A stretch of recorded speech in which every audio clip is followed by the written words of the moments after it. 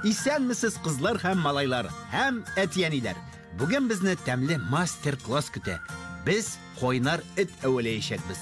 Чөнки инглиз теленнән hot-dog нәкъ менә шулай тәрҗемә ителә. Тәмле ашамлык әвәләү өчен тизрәк түбәндәге пластилиннарны ал. Ачык көрән, яки сары, куе көрән, яшел һәм кызыл. Һәм әлбәттә, безнең тәмле компаниягә пластик кискеч һәм очлы таяк чык та кирәк булачак. Башлыйбыз. Нәрсә соң ул hot-dog? Бу сосискалы яки узынча нәзек казылыклы сэндвич яки бутерброд.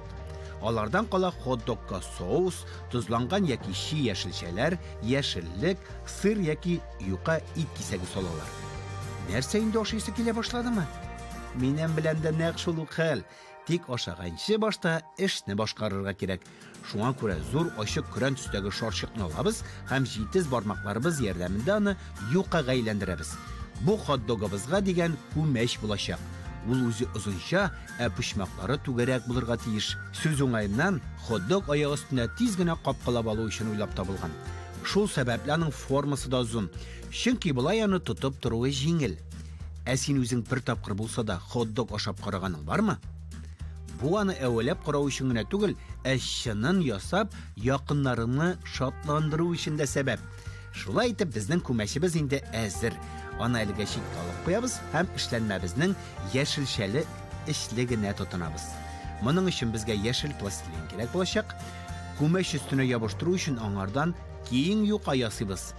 Hot-dogка нинди яшелчәләр кыстырып була икән соң? Бу помидор да, татлы бурыч та булырга мөмкин. Шулай ук тузлы кыяр да салырга була. Ай-ай-ай, көтелмәгән хәл килеп чыкты бит әле. Минем юкам йыртылды. Ашыгыч рәвештә нидер уйлап табырга кирәк. Хәзер яшел пластилиннан кабат зур булмаган озынча деталь ясыйбыз. Аны ике өлешкә бүләбез һәм аның берсеннән ярым түгәрәк кырыйлы озын деталь әвәлибез. Аны hot-dog күмәченең кырыена беркет һәм тагын да күбрәк урын алып торсын өчен бармакларың белән җәй. Менә шулай.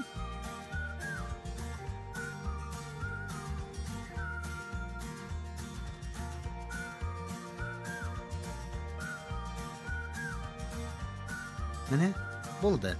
Икенче өлештән кичерәк кисәк бүлеп алабыз, һәм аны читкә алып куябыз. Калган пластилинны бармаклар ярдәмендә шул рәвешле яшел яфракка әйләндерәбез.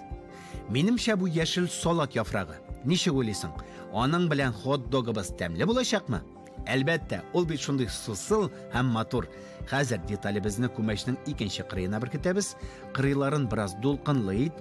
Моны пластилин түгел, салат яфрагы икәнлеге аңлашылып торсын. Икенче кырыен бераз җәябез. Ике яшел яфрак арасында урын азырак калсын.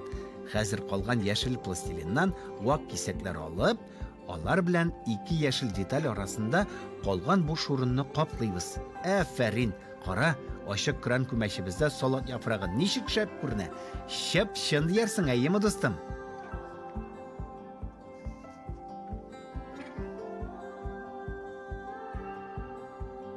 Менә шулай. Булды. Хәзер инде мастер-классыбызның иң мөһим мизгеле җитте. Без хәзер сосиска әвәләячәкбез. Куе крем пластилинны ал да шарчыктан сак кына әлеге детальне әвәлә. Ул озынча булырга һәм бик тәмле күренергә тиеш. Hot-dogка дигән сосисканы ничек әзерлиләр икән? Нью-Йоркта мәсәлән сосисканы суда пешерәләр. Чикагода парда әзерлиләр. Американың кайбер төньяк көнбатыш штатларында hot-dog әзерләүчеләрнең фантазиялары тагын да алга киткән. Алар сосисканы рәшәткәдә кыздыралар. Ләкин тәмләткеч сыйфатында һәр вакыт чили бурычын кулланалар. Безнең кечерәк деталебез инде әзер, тик кирәкле зурлыкка һәм формага ирешү өчен аны кагаз битенә куй да ике кулың белән тәгәрәт. Менә шулай. Шунсына игътибар ит. Безнең сосискабыз күмәчтән озынрак булырга тиеш. Шуңа күрә аны кирәкле озынлык килеп чыкканчы тәгәрәт. Шуннан соң аны салат яфрагы өстенә куябыз. Афәрин. Син hot-dogка нинди соус салганнарын беләсеңме? Гадәттә бу горчица яки кетчуп. Эшелеге белән дан тотучы горчиц, олылар соусы булып саналса, кетчуп күбесенчә балалар соусы буларак кабул ителә. Без синең белән hot-dogыбызга нинди соус салырбыз икән? Әлбәттә, кетчуп. Менемнән и дустым. Без аны кызыл пластилиннан ясарбыз. Шул төстәге пластилинны ал да, бармакларың белән озынча деталь әвәлә. Аның тигез булуы мәҗбүри түгел. Иң мөһиме ул мөмкин кадәр узын булсын. Сүз уңаеннан хот-дог яратучылар кетчуп белән горчицаны бер кайчанда сосиска белән күмәч арасына салмаска, бары сосиска өстенә генә салырга киңәш итәләр. Югыйсә, күмәч кетчуп яки горчицаны үзенә сеңдерәчәк һәм юешләнәчәк. Менә без дә шулай әйтербез, минем дустым. Ого! Мен ясаган деталь бик озын булды. Шуңа аны өстәл өстенә куеп, әвәләүне дәвам итәм. Хәзер мин килеп чыккан бауны ике өлешкә бүләм һәм тагын да озынрак булсын өчен әвәләүемне дәвам итәм. Хәзер күңелле яңалыклар вакыты.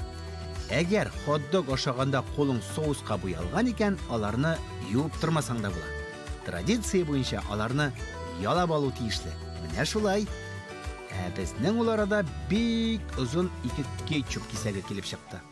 Озынлыгы 2 тапкыр артсын өчен аларны үзара тоташтырыйк.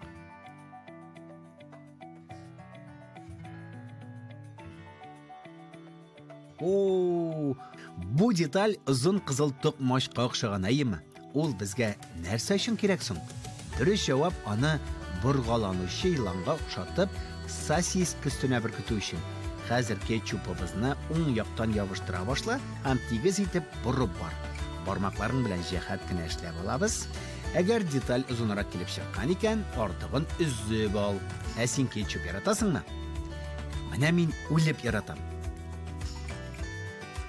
Хәзер безнең бик җаваплы мизгел җитә.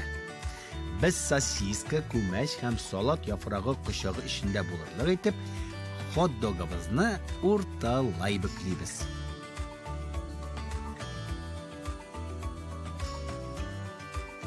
Карагыз, безнең нинди сусыл һәм искиткеч тәмле бутерброд килеп чыкты. Син аны матур итеп бөгеп, үзеңнең уенчыкларыңа тәкъдим итә, яки әтиәнеңә күрсәтә аласың. Аларга бүгенге эшләнмәбез бик ошар дип уйлыйм, чөнки ул чын хот-догка охшаган. Эшләгән арада минем тамагым ачты. Шуңа синең белән мин сау булашам, дустым. Тәмле һәм файдалы итеп тукланырга, безнең киләсе мастер-классларыбызда катнашырга онытма. Хуш-хуш!